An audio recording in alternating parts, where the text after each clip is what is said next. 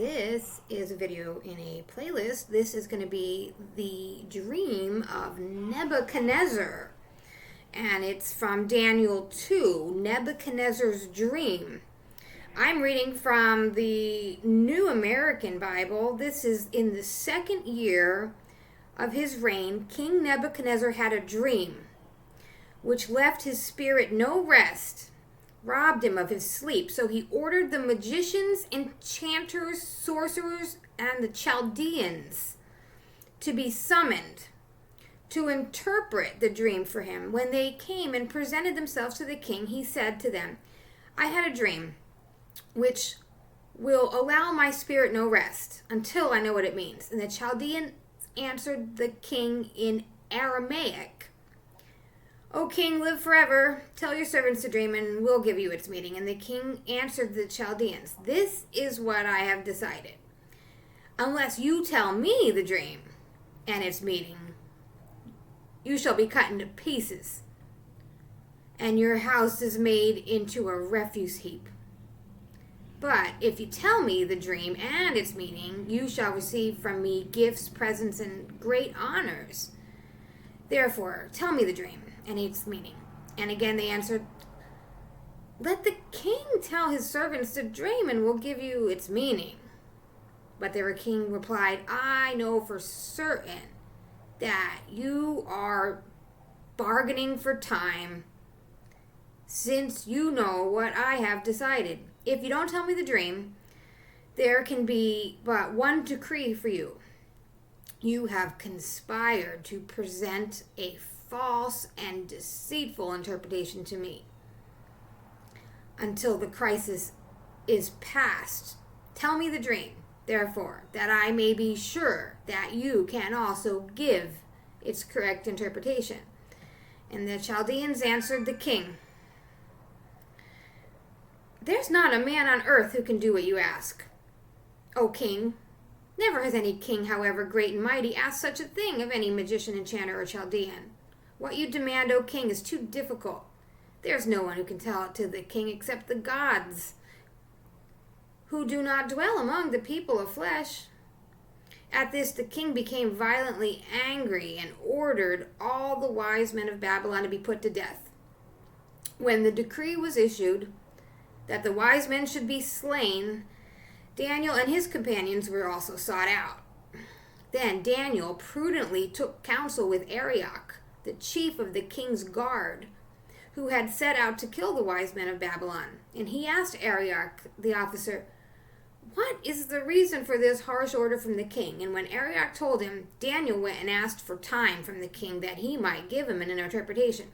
And Daniel went home and informed his companions, Hananiah, Mishael, and Azariah, that they might implore the mercy of the God of heaven in regard to this mystery, so that Daniel and his companions might not perish with the rest of the wise men of Babylon.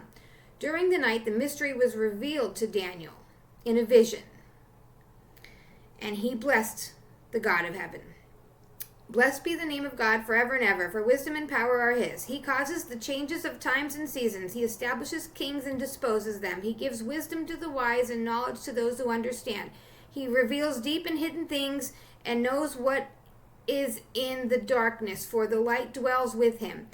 To you, God of my ancestors, I give thanks and praise because you have given me wisdom and power. Now you have shown me what we have asked of you. You have made known to us the king's dream." So Daniel went to Arioch, whom the king had appointed to destroy the wise men of Babylon, and said to him, "Do not put the wise men of Babylon to death. Bring me before the king, and I will tell him the interpretation of the dream." And Arioch quickly brought Daniel to the king and said, "I have found a man among the Judean exiles who can give the interpretation of the king." And the king asked Daniel, whose name was Belteshazzar, "Can you tell me the dream that I had and its meaning?" In the king's presence, Daniel made this reply: "The mystery about which the king has inquired, the wise men, enchanters, magicians, and diviners could not explain to the king. But there is a God in heaven who reveals mysteries, and he has shown King Nebuchadnezzar what is to happen in the last days. This was your dream. The visions you saw as you lay in bed, To you in your bed there came thoughts about what should happen in the future, and he who reveals mysteries showed you what is to be. To me also this mystery has been revealed. Not that I am wiser than any other living person, but in order that its meaning may be made known to you, the king, that you may understand the thoughts of your own mind. In your vision, O king, you saw a statue, very large, exceedingly bright, terrifying in its appearance as you stood before you. Its head was pure gold. Its chest and arms were silver, its belly and thighs bronze, its legs iron, its feet partly iron and partly clay. While you watched, a stone was hewn from a mountain without a hand being put to it, and it struck its iron and clay feet, breaking them in pieces. The iron, the clay, the bronze, and the silver and gold all crumbled at once, fine as the chaff on the threshing floor in summer, and the wind blew them away without leaving a trace. But the stone that struck the statue became a great mountain and filled the whole earth. This was the dream. The interpretation we shall also give you in the king's presence. You, O king, are the king of kings. To you, the God of heaven has given dominion and strength, power and glory. Human beings, wild beasts, and birds of the air, wherever they may dwell, he has handed over to you, making you ruler over them all. You are the head of gold. Another kingdom shall take your place, inferior to yours, and then a third kingdom of bronze, which shall rule over the whole earth. There shall be a fourth kingdom strong as iron, and it shall break in pieces and subdue all these others, just as iron breaks in pieces and crushes everything else. The feet and toes you saw partly of clay and partly of iron, meaning that it shall be a divided kingdom, but yet have some of the hardness of iron. As you saw the iron mixed with clay tile, and the toes partly iron and partly clay, the kingdom shall be partly strong and partly fragile. The iron mixed with clay means that they shall seal their alliances by intermarriage, but they shall not stay united any more than iron mixes with clay. In the lifetime of those kings, the God of heaven will set up a kingdom that shall never be destroyed or delivered up to another people. Rather, it shall break in pieces all these kingdoms and put an end to them, and it shall stand forever. That is the meaning of the stone you saw hewn from the mountain without a hand being put to it, which broke in pieces the iron, bronze, clay, silver, and gold.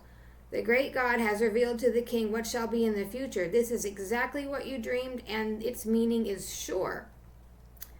Then Nebuchadnezzar fell down and worshipped Daniel and ordered sacrifice and incense offered to him. To Daniel, the king said, "Truly, your God is a God of gods, the Lord of kings, a revealer of mysteries. That is why you were able to reveal this mystery." And he advanced Daniel to a high post, gave him many generous presents, made him a ruler of the whole province of Babylon and a chief prefect over all the wise men of Babylon. At Daniel's request, the king made Shadrach, Meshach, and Abednego administrators of the province of Babylon, while Daniel himself remained at the king's court.